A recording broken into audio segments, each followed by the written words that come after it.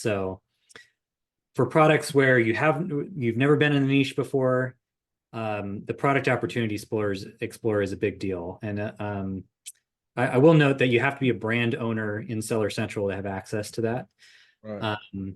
which ties into a bit of our story. We operated as a reseller for a while, but when Amazon announced the product opportunity explorer and the search query performance dashboards, we set up a new business entity. We told our brands to fire us and then rehire us as an agency so that they could have their own accounts and we could have access to these dashboards with real search query volume. But so that's if you've never sold in a category before, go get the product opportunity explorer and go find comparable products and be honest. How many reviews does this product have? How many products are exactly like the ones I'm doing? How important are the new and unique things, or new and unique value propositions that I'm going to add into my product to the target market? How long will it take to achieve a top 5, top 3, number 1 spot in this category?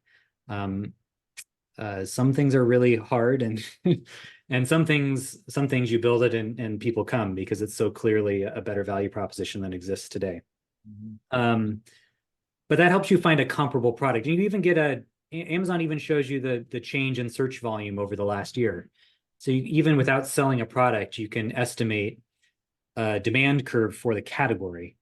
And you know what you'll know if a product sells twice as much in the summer as it does in the spring or the winter.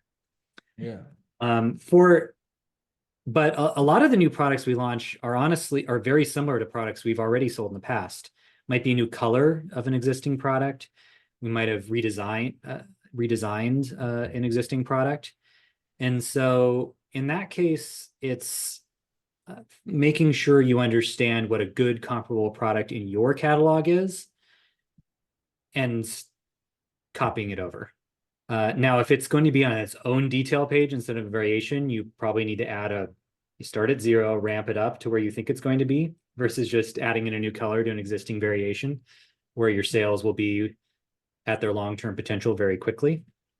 But when it's similar to something you've sold before, it really is that think through the tactics of how it will be launched, how much built-in traffic you're going to get from your brand name from an existing product detail page, and factor in any launch timelines and marketing spend to it as well.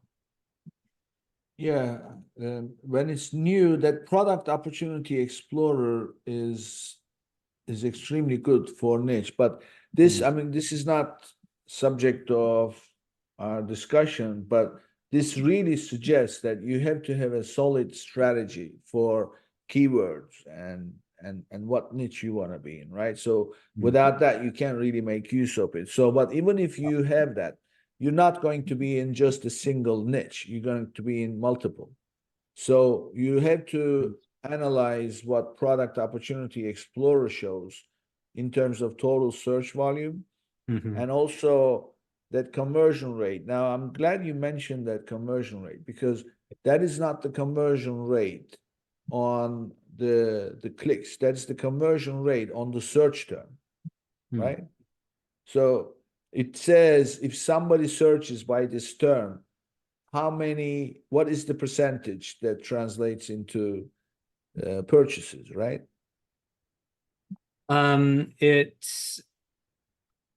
I believe the conversion rate is based off a click, but I would have to double check their glossary. Yeah. So it's I mean, we had an episode recently, and then we actually are going to be having a part 2 discussion on the product opportunity explorer. And that search term conversion is a weird one.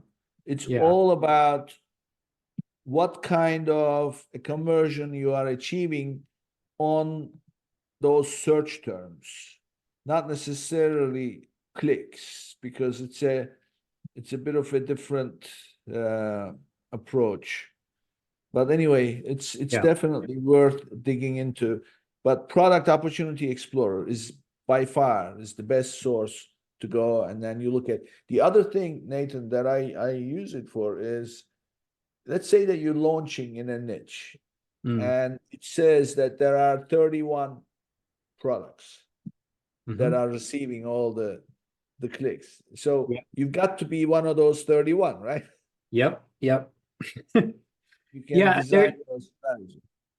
it's crazy how different niches can be. I think some people think that, oh, if you rank number one, you'll get half the clicks. If you rank number five, you'll get 5% of the clicks, and that's fairly consistent across different search terms, but it's really not the case. Um, I've seen I've seen categories or search terms where 90% of the sales go to the top two products and everybody else is fighting for the scraps. And I've seen categories where 5% of the sales go to the top product and people look at many, many, many products before they make a decision.